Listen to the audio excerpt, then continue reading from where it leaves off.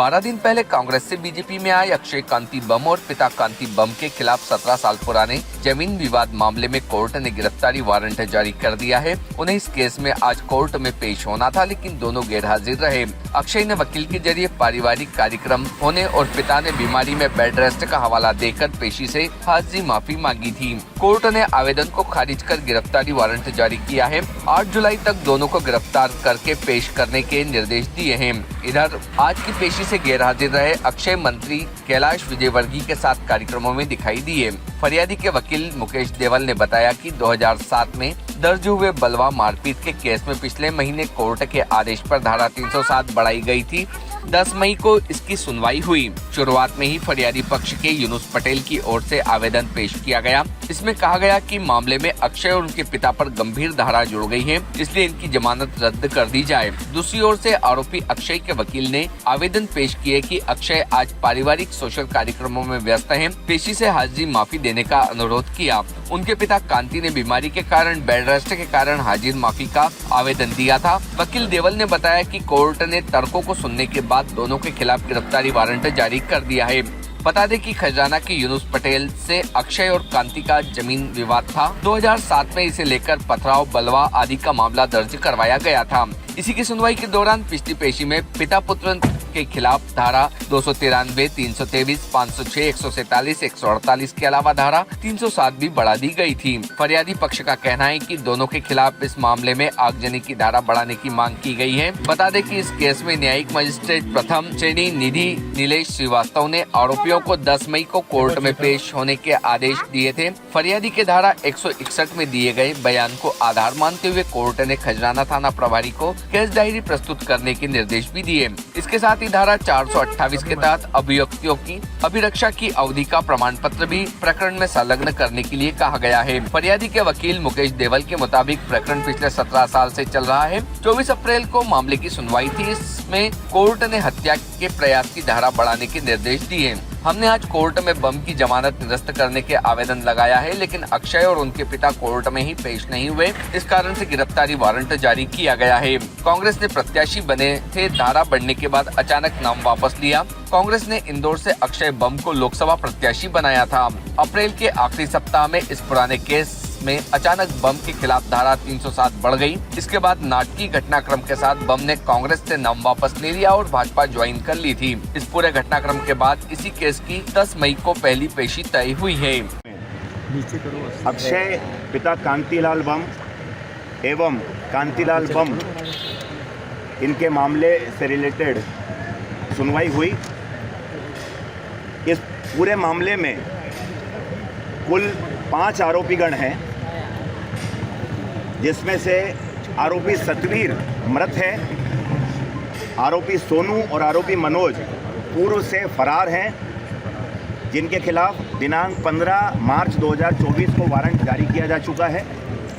इस मामले में आरोपी अक्षय और आरोपी कांतिलाल पूर्व से मजिस्ट्रेट न्यायालय के सामने जमानत पर थे। धारा 307 आईपीसी बढ़ाने के बाद मजिस्ट्रेट न्यायालय द्वारा सत्र न्यायालय के समक्ष मामले को कमिट कर दिया गया था, ट्रांसफ़र कर दिया गया था। आज दिनांक को आरोपी अक्षय बम और आरोपी कांतिलाल बम की उपस्थिति के लिए सेशंस कोर्ट में मामला नियत था। आरोपीगण के अधिवक्ता द्वारा कांतिलाल बम के 10 दिन तक बेड रेस्ट पर होने का और एक चिकित्सा महोदय का डॉक्यूमेंट लगाया गया है कि वो 10 दिन उनको कुछ हार्ट में परेशानी है और वो 10 दिन के लिए बेड रेस्ट है उनको, इसलिए वे आने में असमर्थ हैं। और अक्षय बम के लिए वे किसी आवश्यक कार्य से इंदौर से बाहर हैं, पारिवारिक कारणों से बाहर हैं। इस कारण वे आज सत्र न्यायालय के समक्ष उपस्थित नहीं हो सकते। ऐसा कहकर उन्होंने आज के उपस्थिति से क्षमा चाही थी माननीय न्यायालय से। माननीय न्यायालय द्वारा ये कहा गया कि आज दोनों आरोपीगण की उपस्थिति के लिए मामला लगा है। आरोपी पूर्व जो चालान प्रस्तुत हुआ था उन सब धाराओं में जमानत पर हैं और उन्हें अग्रिम जमानत जो कुछ दिन पूर्व निरस्त की गई थी उसमें यह निर्देशित किया गया था कि वे सामान्य प्रक्रम पर इस न्यायालय के सामने कार्यवाही में भाग लेवें। न्यायालय द्वारा यह भी कहा गया है कि सत्र न्यायालय के सामने, सेशंस कोर्ट जहां आज मामला लगा था, उनके सामने जो धाराएं सुनवाई पर हैं, जिसमें धारा 307 आईपीसी है, उसमें आरोपीगण जमानत पर नहीं हैं और अग्रिम जमानत का आवेदन भी उनका निरस्त किया जा चुका है। उन्हें दोनों आरोपीगण को आज न्यायालय में उपस्थित रहकर और कार्रवाई में विधि सम्मत तरीके से भाग लेना चाहिए था, किंतु दोनों आरोपीगण उपस्थित नहीं हैं और यदि उपस्थित रहकर आवश्यकता पड़ती तो धारा 307 आईपीसी के संबंध में जमानत का आवेदन भी वे प्रस्तुत दोनों आरोपीगण कर सकते थे, लेकिन ऐसा उनके द्वारा नहीं किया गया। इन आधारों पर माननीय न्यायालय द्वारा आरोपीगण अधिवक्ता के द्वारा जो दोनों आरोपियों की तरफ से आज की हाजिरी माफ़ी का आवेदन लगाया गया था, वो निरस्त कर दिया गया है और दोनों आरोपीगण के विरुद्ध गिरफ्तारी वारंट जारी कर दिया गया है। दोनों आरोपीगण को अब पुलिस गिरफ्तारी वारंट से लाकर और माननीय न्यायालय के समक्ष प्रस्तुत करेगी।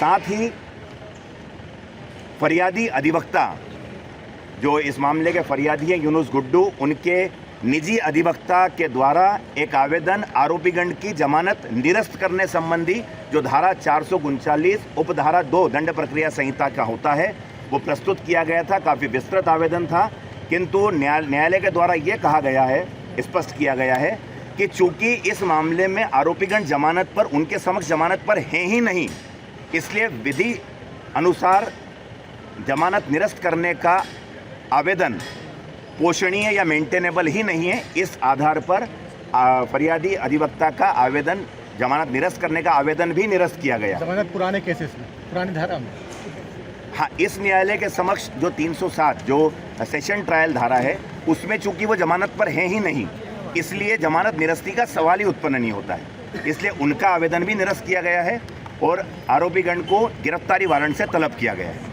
क्या कुछ ऐसी घटना सामने आई कि ये Subscribe now to most exciting channel ever.